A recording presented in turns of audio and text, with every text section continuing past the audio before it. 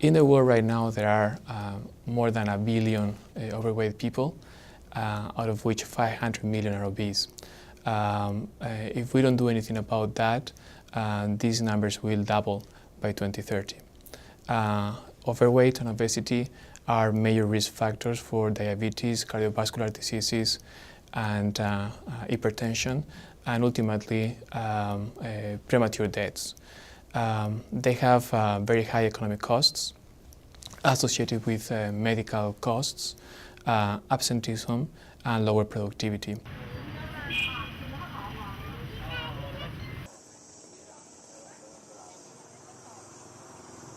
This is not only a developed country phenomenon, it's also prevalent in developing countries. In countries like, for instance, India, China, Brazil, Mexico, Turkey, or Russia. And it is important because poor households typically substitute food for less nutritious and cheaper foods, which are filled with empty calories. Responses so far have dealt with either banning certain foods or ingredients, as well as incentivizing healthy behavior through awareness campaigns or taxation. But still, we need to do more to integrate both domestic and global policies to stop this epidemic.